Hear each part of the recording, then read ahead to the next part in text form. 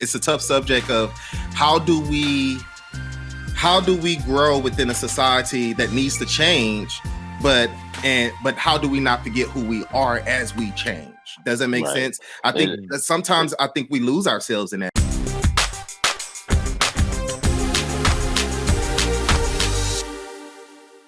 What's going on, guys? Welcome to another edition of Dads on Purpose, the podcast. I'm your host, Josh Ashford, and as always, got the big homie man, Mr. KB, Kevin Brigance.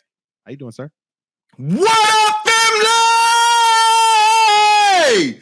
Yes, sir. I'm glad to be here. I'm always glad to be here, man. Look, you know that. You got all this energy because we actually recording during the day. Yes, sir. Let's go ahead and get a hand clap for that. So he's all wound up in this Texas heat. Anyways, we got Mr. Love, Live, Life, Jason Hall, father of 4. How you doing, man? Good, really good. Thanks for having me, guys. You're welcome, man. Appreciate you coming on here out of Prosper, Texas, home of the I don't know. They call it the Eagles, I think. The Eagles. Yeah, Eagles. Anyways, whatever. I mean, they're not gonna beat Allen, so it don't matter. Whatever. Anybody that knows Texas, I mean, he's just like, I don't care. He's like, I just live here. Yeah, Look, man, I'm like a big Texas high school like buff, and so we get to talking. I got buddies, man. We just talk all day, and I got we had the homie on here 2 weeks ago. Yeah, and he's a coach at Little Elm High, and so he's one of the dudes that I go back and forth with because he always think he know everything, but he do, but it don't matter. I like that. He do, but it don't matter. I mean, like that, like the football world, that's his world. So it is what it is. That's what I want to ask you before we really get into it, bro. I wanted to ask you about, because I asked you when we are off the air, off camera, off podcast. I don't know what it's called.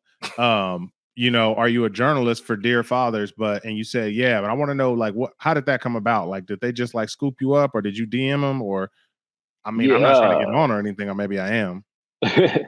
They're always looking for people. So, but once I got into like the space of doing fatherhood stuff on Instagram, I saw I started following all these Black father pages, found them, and then they put up a post that they were looking for content creators. So in order trying to push myself to step out there more, I reached out and me and one of the founders had a conversation. He was like, yeah, we're looking for writers and stuff. And I like writing on the side or whatever. So I was all right. You writing blogs or you writing posts? They're kind of like blogs. We call them articles. Okay. But I usually talk to people. I've interviewed LeVar Ball, Shane Mosley Jr. And his author, man, who grew up in he had a really crazy story. He grew up in foster care and was being abused by his orphan parents and stuff, and then ran away, finally got out, and then found out his dad was a boxer that was killed like when he was before he was even born and stuff. And he had a real crazy story. He wrote a book, and I was gonna say, what's his name? Because you being shy with the name. Steve Pemberton, and the name of the book, I can't even think of it. A Chance in the World. That's what it's called. Steve Pemberton. Yeah, I'm gonna have to check that out, man. That sounds real dope. Like, yeah, you would think when you're an orphan, like the opposite of what you're supposed to be getting is abuse. I guess if you're a kid in general, but anyways, no, that's dope, man. Yeah, I was real curious about that because I didn't, like I said before, I didn't know if you had founded it. I was about to say, oh, okay. I mean, you still dope, but I was about to say, you're really making moves out here. They're doing some big things, though. They're doing some big things. I love it. I love it, man. This is what I want to get into, and it's so I've been wanting to have this conversation for a while. But we bro, my cat wants to come in the room. Anyways, I want to have the cat in, but we ain't had nobody on here that could really have it, and it's really about, man, raising Black boys. And you got 4, and we all Black boys. Yes, sir. And what'd you say? Did you say yes, sir? Oh. I just really want to start it off with, man, like, how you feel? That, like, Yeah, that's a loaded question. And as being a Black father, that's like that causes the most anxiety that I have about being a father is raising them to be able to come home every night. Especially, living in the suburbs, living where we live. And it's just like, how do I ingrain in them to be proud of who they are, be Black out in the open, but still know when to have to which I still wrestle with too. When the code switch. And bro, I hate the code switching is one thing, but it's like I feel like it's cowering sometimes when you have to ever since, and y'all are from this area, so ever since them cops got shot in Dallas though, I'm not messing with the police. I used to be the, what are you pulling me over for? I wasn't speeding, talk back. Now I get pulled over and it's just like, hey, you right. Give me my ticket. Let me go. Let's go home. We're going to pay this $300. Yeah. I'm not even going to argue with you. So it's teaching them. FYI, Kevin and I are not from Dallas. Kevin's from Houston and I'm from LA. We just live in Dallas. Oh, I'm not from here either, but I'm just saying. I don't know how long y'all been here. I'm from Virginia, Newport News, Virginia. Oh, you from Bad News, Virginia? Yeah. Hey. I was just trying to leave with the Newport News, but man, I got a homie. She from Newport, and she was like, listen, it ain't what you think, because you think Virginia, like that's like saying Delaware. But I got a homie that's from Delaware, but he's from the hood of Delaware. I'm like, ain't no hoods in Delaware. Everywhere has a hood. Bruh. My dad is from Philly. They used to say the same thing. So his friends would come down from Philly and be like, man, it's the country, ain't no hood. And you take them down to them. He's like, oh, okay. it's everywhere. So Definitely. But Delaware. And then it's so backwards because he married a young lady that's from Georgia, but you would think I think she's not from Atlanta. She's from Columbus. And so he's from the hood in Delaware and she's from the properness of Georgia. And so it's just so backwards. But you come at her wrong, she's still from Georgia. Anyways, going back to the topic, man. Yeah, so you talked about how you feel, man, and especially with the cops and things like that. Yo, I'm the same way. I've been like that for a minute. You pull me over, hands on the steering wheel, I ain't doing nothing. Let's just talk this out. If you want to give me a warning, I'm cool with it. But if not, let's just do the do and be on with it. But I mean, besides being anxious and having anxiety and all those things, what? There's so many questions, but I'm what do we do? Because I don't even know how to answer that, because it's I'm just trying to figure it out as a grown man. I heard I want to jump on that what you said, code switching. I think we have because my baby girl's 13, so we've kind of already elementary school coming into 8th grade, and just looking at where she is compared to where most kids have, and I'm sure you will be in the same position for where you stay, right? Because when you start looking at who is his friends, who is he hanging out with, then what does that conversation look like? Does it make sense? Because Kendall grew up predominantly Caucasian friends. Does it make sense? So we ain't got a sidestep, man. It's our show. No, but I'm just trying to think of how I'm trying to go down the line, because at the end of the day, when she comes home, we're telling her about our culture and where we come from. But when she's in the community, there is no code. This is just who she is. She loves people. She doesn't see but she understands. She understands racism. She understands slavery. She understands everything that has happened. But as far as having a code switch, she's just who she is. Because who she is here, she's out there. She's not having to say, oh, I'm Black, so I have to do this. But we do make it aware here, when the issues are on the news, when the issues are, and we're having that dialogue.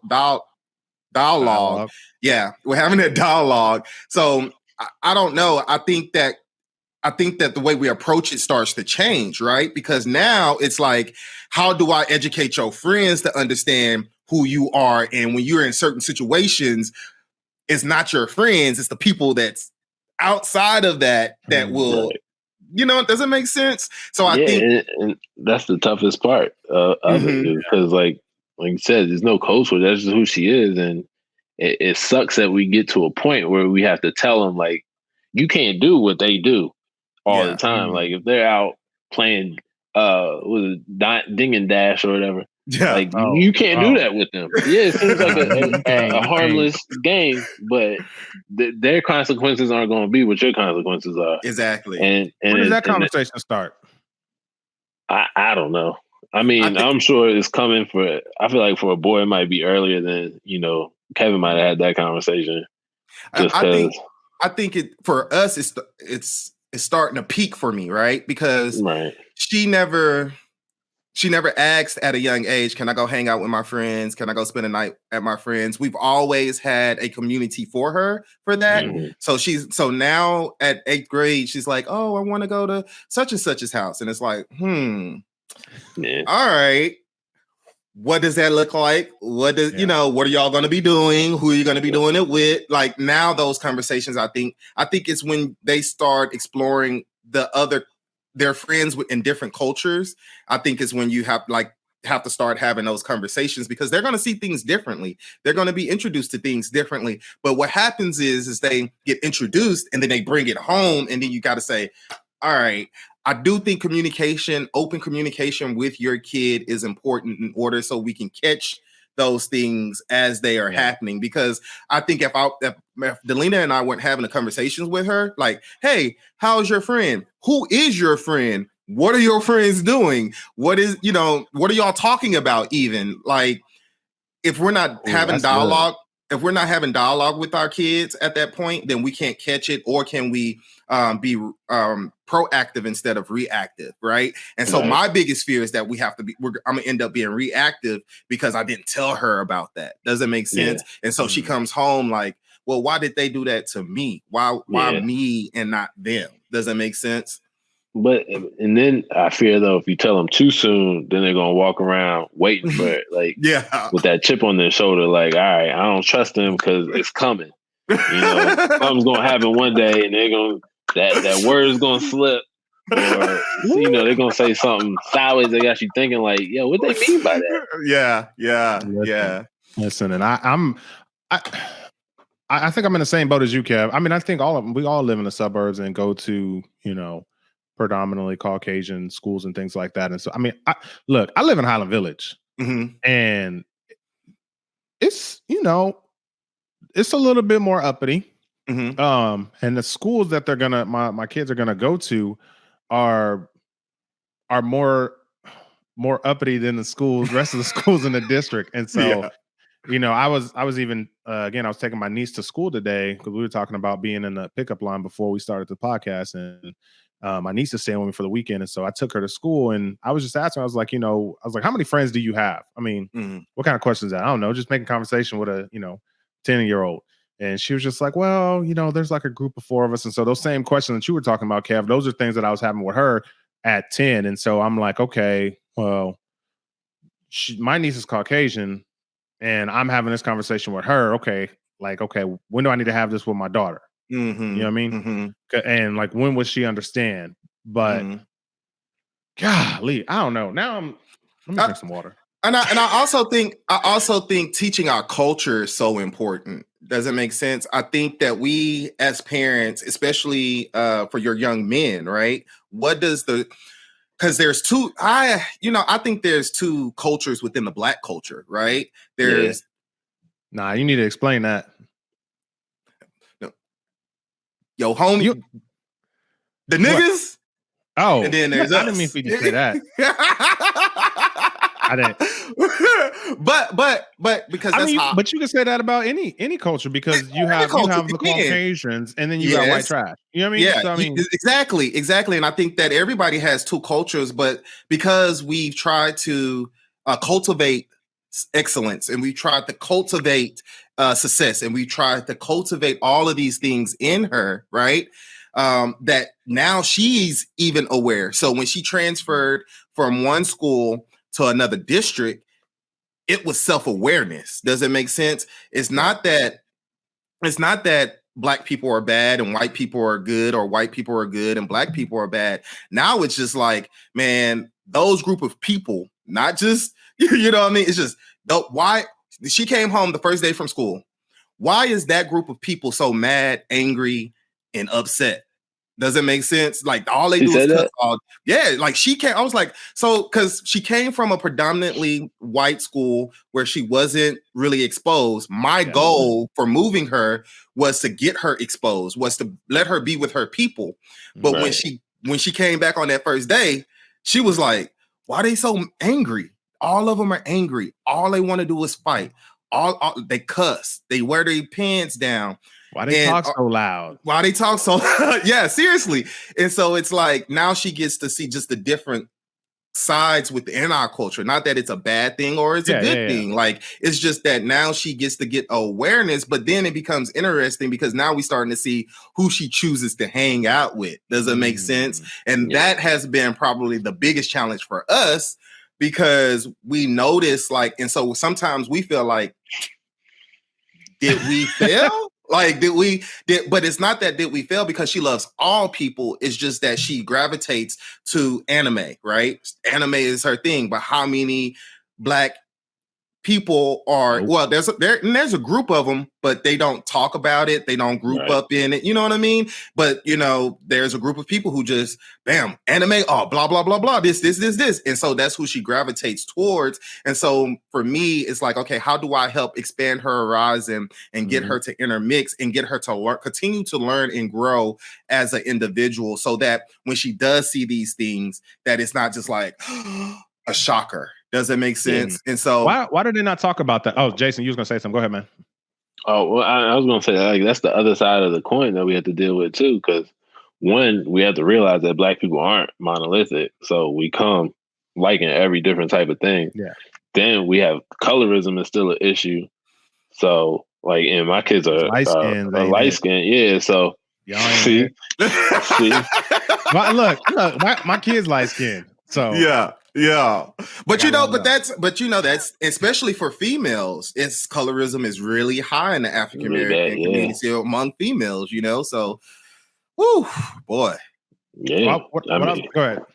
I was gonna say your daughters are gonna get it because they're gonna be like, "Oh, you too good because you light skinned or whatever." But you and know, then the white kids are gonna be like, "Oh, you too Black for us." So. And that's the fear. That's the fear for us is we're not there to hear, see, and protect. Does it make sense? So it's like, how do I prepare you to like? You know, my biggest thing is that all I can do is make sure you got on deodorant so nobody talk about how stank you are, that your hair is done. So can't nobody talk about your hair is crazy. You know what I mean? Your clothes are clean. So we do all of those things to try to not really protect her, but try to put her in a position where she's not antagonized by the community, if that makes sense. Right. Yeah. But yeah, man, I think it's a tough subject. It's a tough subject of how do we grow within a society that needs to change, but how do we not forget who we are as we change? Does that make sense? I think that sometimes we lose ourselves in that. Go ahead, Jason. I was about to say, and there's no right or wrong answer to it. And I think that's just one of the things that are never ending. So it's always going to be like each grade with your daughter, you're just going to have that conversation again. There's new thing. Same with you, Josh. Same with me. It's just every time we're like, hey, this is how it is. And this is what, we're making small strides to be better. Like, are we? We still have to. I think small. Are we really making small strides, or is it just like a facade? Because here's why. Because I think about, we're in Texas, and I think about two cities that come to mind. So I think about Denton and I think about Austin. And when you think about both of those cities, they're both very on the outside. They are liberal, progressive, blah, blah, blah, blah, blah. But when you get into the heart of it, like Denton is in a very conservative county in a very conservative state.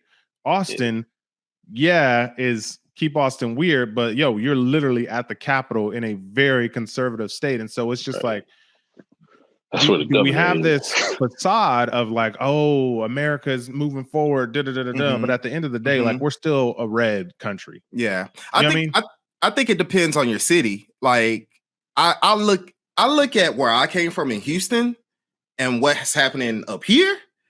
And I was just like, dude, like we're missing, like I was exposed to everything in Houston, like all kinds of, like we celebrated Cinco, like go all out for Cinco de Mayo, go all out for African, like our rodeo festival has a culture week every week. You go get country music, you go get R&B and soul music, you go get does it really? I thought the Houston rodeo only had country. Nah, bro. Houston rodeo goes down, and Frankie Beverly Mays has been the headliner for years. But every week we have different. Your culture is expressed, and I think that's one of the biggest issues to me is that how can I get my kid to know her culture if I don't have anywhere for her to get it from? Does it make sense? Like we don't have big celebrations up here.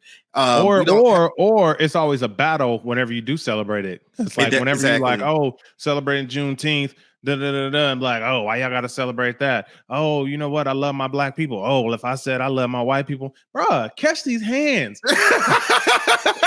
But why can't we and I think for me growing up in Houston was the biggest impact on me is to see that we can come together. Now, don't get me wrong. I'm sure a lot of people didn't appreciate it, but instead of trying to tear it down, they just stayed away. You know what I mean? And let the people have their things. You went through the proper channels to reserve the parade and your festivals and all that. You do your thing. But I think communities, cities have to figure out how to be inclusive in all of your celebrations and then allow the celebrations to be celebrations for the culture, right?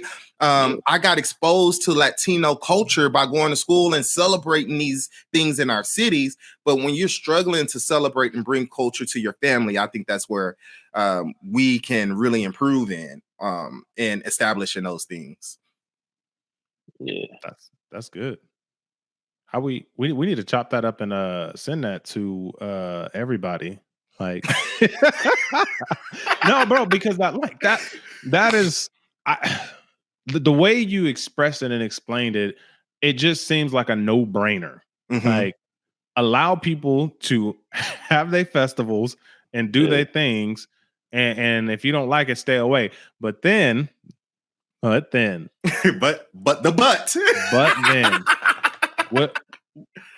What is that extent? Because then, what if you have, the Black Panthers coming in, or the KKK, or the Proud Boys, or something like that? And I'm not saying anything's wrong with the Panthers, but I'm saying those groups that are very extreme, controversial. That's the best word I can use. But like when you have those type of groups, you know what I mean? Like, how does that look like? Or, I mean, we're in Texas. We have a big old Muslim rally. I don't know.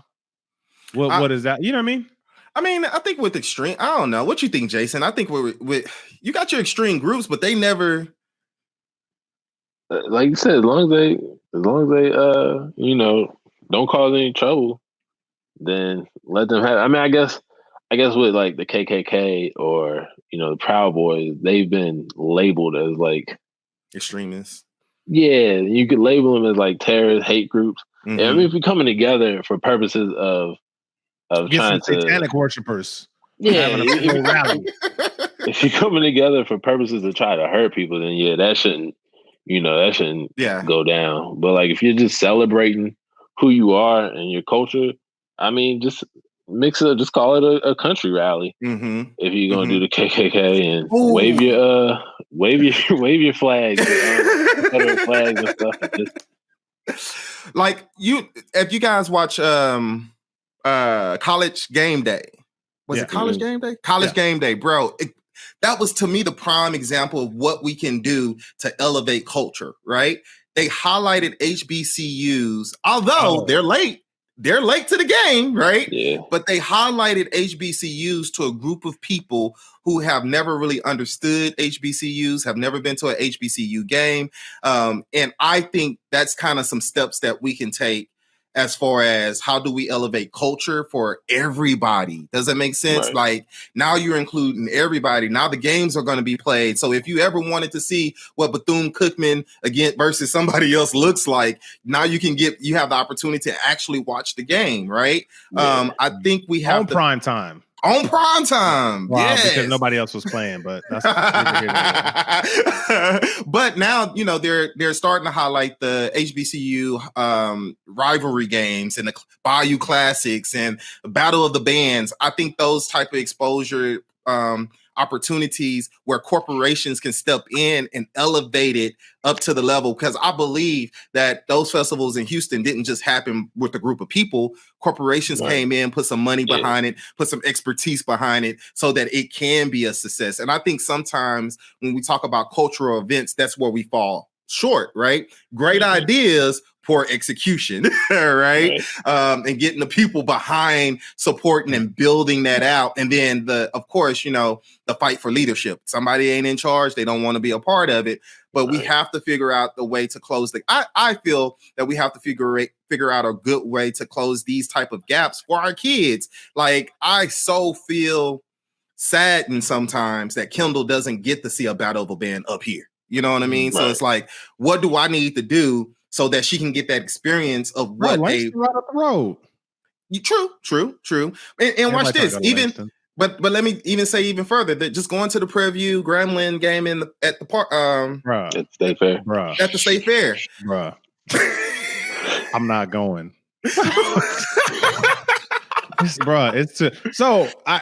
Look, that's not y'all fault. That's my fault. I don't like people like that. Yeah. Like, I get understood. That's understood. A lot of folks. Yeah. Me and my wife had a conversation because she was just like, I want to take the girls to Disney. Nope. Let's go to Europe. And I don't want to go to Disney. So, would it be fun? The girls are like, you'll have fun. Nope. Nope. Not people part. You got to get the fast pass, bro. How much that cost? You know what? It's probably worth it. It doesn't matter. No, it is. It is 100%. Yo, let's recap real quick because my attention span is short, and so somebody just wants to watch like a real quick clip. So, raising Black boys in America, in general, raising Black boys, man. So one, we got to be aware, and we eventually got to have that conversation with them. The conversation, the conversation. Mm-hmm. Listen, son. One of these days, somebody gonna say something. They're gonna talk slick. You know what I'm saying? Like, how do you respond to that? The other thing Kev talked about was bringing cultural awareness. Like, there are differences. There are different cultures within our culture, and our kids should be exposed to all of them and then let them choose. And then there was something else that you said. I think it was Kev, or it might have been Jason. I don't know, but there was one other thing. I don't remember what it was. Y'all help me out. Y'all leaving me hanging. I'm not sure. Let me rewind this real quick. Oh, I can't because. But no, I mean, we talked about the talk, and we talked about cultural awareness. And man, there was something else, and they're gonna be listening to this and be like, you don't remember? Duh. Y'all just in there talking. I mean, that's pretty much what we do. Yeah, we should be talking. I'm not trying to shut it down. I was just trying to recap real quick. Yeah. So kind of set the room. Yeah, no. The cultural awareness and things that we can do because he highlighted like the college game day and highlighting the HBCUs and everything like that. So things we could do to just kind of bring it to the wide spectrum so everybody can see like, hey, it's not just Black colleges. They're historically Black colleges and universities. There's a reason why, because we weren't allowed to go to the other ones, but that's a place to go to keep that culture. And like you said, when you want to expose your daughter, and we plan to do it with the boys, is have them out there because we both went to HBCUs, me and my wife. Nice. So it was like, I went to Hampton and she went to Virginia Union. Nice. And so it's like, you got to show. And when we talk about like the different types of Black people, and it's like here, you got Black people who want to get an education, who want to do better for themselves. So it's not like, I'm just dropping you off in the hood. Go get some culture. You know what I'm saying? Yeah. It's like, where at? Let me drop you off at Stop 6 real quick. Right. Where the culture at?